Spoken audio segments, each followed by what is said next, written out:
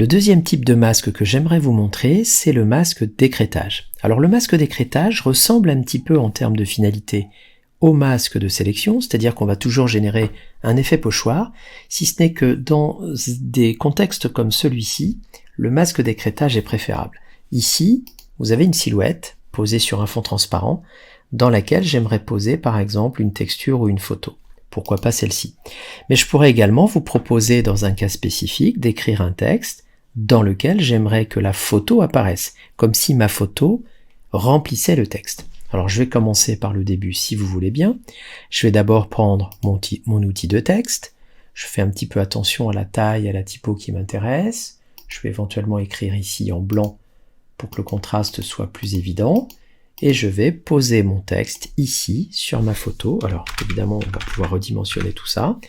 Et je décide d'écrire nature. Voilà, et ce texte-là, je vais gentiment le poser ici. Je l'ai écrit en minuscule, en bas de case ici pour le moment, et je constate que par la force des choses, mon calque de texte s'est naturellement posé au-dessus de ma photo. Alors pour que le calque puisse être déplacé en dessous ou au-dessus, il faudra évidemment penser à déverrouiller ce calque-là. Alors pourquoi je vous dis ça?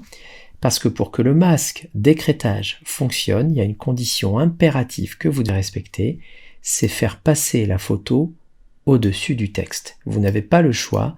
Si vous ne respectez pas cette condition, ça ne fonctionnera pas. Donc, vous avez compris pourquoi je vous demande de déverrouiller le calque d'arrière-plan. C'est pour pouvoir déplacer à volonté vos calques. Une fois que votre calque contenant la photo est bien placé au-dessus du texte, qui est en quelque sorte la zone à écrêter, la zone à remplir, qui est dessous, eh bien je vérifie que je suis bien sur ce calque-là et non pas sur ce calque-là. C'est important de bien préciser cela. Et dans le menu Burger qui se situe en haut à droite de votre palette des calques, vous n'avez plus qu'à demander ceci, créer un masque d'écrêtage. Alors le résultat est facile à constater. Je me retrouve ici avec une photo qui a naturellement rempli le texte. Mais soyez rassurés sur le fait que la matière qui est située autour de mon texte, à aucun moment a été perdue, puisque à tout moment, vous allez voir que ce masque-là, si je duplique par exemple mon calque, clic droit, dupliquer le calque, eh bien vous allez voir que mon calque, si je le mets là, il est toujours là. Donc il existe, il est toujours présent. À aucun moment donné, j'ai perdu quoi que ce soit dans la matière. Si jamais ce masque d'écrêtage ne me plaît plus, le simple fait de le déplacer comme ceci, hop, il va reprendre son niveau initial. Ouais, donc il n'y a rien d'irréversible dans tout ce que je vous raconte là. Il y a juste des conditions à respecter pour que ça se passe bien. Et la plus importante de ces conditions, c'est le calque doit être placé au-dessus de la zone à remplir, qui pourrait être un texte, une silhouette, etc. Donc, je recommence pour être sûr qu'on s'est bien compris sur cette démarche. J'ai activé le calque du dessus, la photo, et je crée mon masque d'écrêtage. Le texte est donc rempli par l'image. L'autre bonne nouvelle, et ça confirme ce qu'on a déjà dit un petit peu avant sur les masques, c'est que rien n'est définitif quand on est sur un masque. Eh bien, si je me trompe de texte, si j'ai fait une faute, ou si je m'aperçois que j'ai plutôt envie d'écrire en majuscule, eh bien, libre à vous ici de réintervenir sur le texte, et d'écrire, pourquoi pas, la même chose, mais cette fois-ci en majuscule. Alors je vais réduire un peu le corps pour que ça rentre, je vais déplacer à nouveau, mais vous voyez que mon texte est totalement modulable dans le temps, parce que c'est pas devenu une image pour autant l'écrêtage, c'est toujours un texte contenant une image. Dernière chose, parce que vous allez forcément tomber dans le piège, ici, vous voyez, j'ai un petit peu envie de repositionner mon texte vers le centre de la photo, et je m'aperçois que quand je prends l'outil de déplacement, je suis un petit peu embêté parce que la photo bouge dans le texte. Alors ça peut être sympa dans certains cas, mais j'aimerais aussi pouvoir bouger le texte et la photo pour repositionner ce texte évidemment. Alors là, il y a un truc à dire, c'est important de bien se comprendre là-dessus, mais cette fonction qui est ici, qu'on a déjà évoquée, sélection automatique, en fait, m'oblige, quand je clique dans le texte, à prendre la photo. Parce que quand je clique dans le texte, je clique en réalité dans un trou qui est ici dans le texte et qui me fait prendre la photo qui est derrière. Donc en décochant cette option-là et en activant ce que je souhaite déplacer, c'est-à-dire le calque de texte, ce qui va être déplacé naturellement, c'est le texte. Donc oui, c'est important de le souligner parce que sinon vous allez galérer à déplacer le texte, vous n'y arriverez jamais. Donc je désélectionne cette option-là, j'active le calque du texte que je veux bouger, et naturellement ça se passe bien. Donc moi j'y vois que des avantages, je peux remplir un texte avec une photo, je ne perds rien des pixels d'origine, mon texte reste considéré comme étant un texte, c'est-à-dire que je peux à tout moment le corriger, intervenir dessus, que ce soit sa taille, sa forme, sa typo, etc. Et évidemment, je peux, en fonction de cette option qui est cochée ou décochée, soit décider de bouger le texte, soit décider de bouger la photo.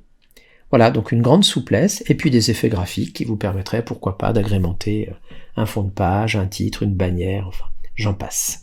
Pour étoffer notre technique sur les masques d'écrêtage, après avoir compris un petit peu ce qui se passe avec un texte écrêté, eh bien je voulais confirmer que ça fonctionne très bien également avec une silhouette de ce type-là, et je peux, pourquoi pas, imaginer récupérer un visuel dans mon dossier d'images. Alors il suffit de récupérer n'importe quelle photo, pourquoi pas celle-ci, même si le rapport n'est pas forcément direct, on peut prendre ça, on peut aussi prendre une texture de ce type-là, enfin, vous avez compris qu'il est possible de faire plein de choses. Voilà, donc c'était un petit peu à vous de faire le choix en fonction du besoin du moment. Et à partir de là, évidemment, il me suffit de récupérer cette photo, celle-ci ou celle-ci, de la sélectionner, de la copier comme d'habitude, et de tout simplement me rendre sur la photo cible qui est cette silhouette. Et vous allez voir que ça fonctionne à peu près comme tout à l'heure pour le texte, c'est-à-dire que je vais tout bêtement ici coller ce que je viens de copier, et je me permets d'attirer votre attention sur le fait que quand j'ai collé ma photo, et ça c'est un piège dans lequel vous pourriez tomber de temps en temps, elle s'est collée en noir et blanc. Alors ça pourrait surprendre parce que si vous avez bien noté qu'à l'origine ma photo était en couleur, pourquoi se collerait-elle en noir et blanc? Alors je me dis, ça vient peut-être de ma photo, donc j'annule. Ici je vais simplement faire CTRL Z. Je me dis, tiens, essayons avec celle-ci, CTRL A, CTRL C, vous commencez à être habitué. Je retourne dans ma photo cible et je fais CTRL V. Et là, mince, j'ai toujours le même problème. Alors en fait, je voulais, juste sous la forme d'un petit clin d'œil, vous rappeler que quand vous copiez-collez quelque chose dans une cible, dans une photo, regardez toujours dans quel mode colorimétrique se trouve cette image-là. Et il se trouve que l'image dans laquelle vous êtes en train de coller, soit cette photo-là, soit cette photo-là qui sont en couleur, eh bien prennent en quelque sorte le mode colorimétrique de la photo de destination. Et donc évidemment, tant que vous allez coller dans une photo en gris des photos couleurs, elles vont passer en gris. Alors si vous voulez contrecarrer ce problème-là en amont, je vous montre une astuce pour le moment très sommaire mais qui a le mérite de fonctionner, c'est que dans le menu Images, Mode, ici, vous pouvez convertir dans un mode colorimétrique différent la photo actuelle. Et là, vous voyez bien qu'on a validé le fait qu'elle est en niveau de gris. Alors, ce sujet-là est un peu une parenthèse, mais je vous en parle parce que, vous voyez, on pourrait se faire avoir si ça nous arrivait d'ouvrir une photo en niveau de gris parce qu'on n'a pas fait attention et de commencer à vouloir faire des montages couleurs dessus. Donc là, il me suffit de la repasser en RVB, c'est aussi bête que ça. Alors attention, soyons très clairs, passer une image en RVB ne veut pas dire que je vais la colorier. Je vais simplement donner la possibilité d'utiliser de la couleur dans ce montage-là. Je vais donc chercher ma photo cible, source, pardon, CTRL A, CTRL C, je vais rechercher la cible, je recolle. Ah, génial, ça y est, j'ai enfin récupéré la couleur. Et ce qui serait rigolo, alors même si la photo d'une assiette par rapport à la silhouette d'une femme n'a pas de rapport direct, eh bien ici, je vais comme tout à l'heure raisonner en disant que la zone à remplir, la silhouette doit être dessous, comme le texte tout à l'heure, et la zone source, c'est-à-dire ma photo, doit être dessus. C'est le cas, sinon évidemment vous pouvez toujours inverser, voilà. Et bien évidemment sur cette photo du dessus, qui est la photo que je souhaite remplir dans la silhouette, eh bien je vais faire un écrêtage. Et voilà ce qui se passe automatiquement, alors même si le rendu est particulier, mais vous comprendrez que c'est pas ça le sujet. Ici, je peux à nouveau déplacer l'élément. Si je pense à activer le calque parce que cette option est désactivée, je peux déplacer la silhouette, etc., etc.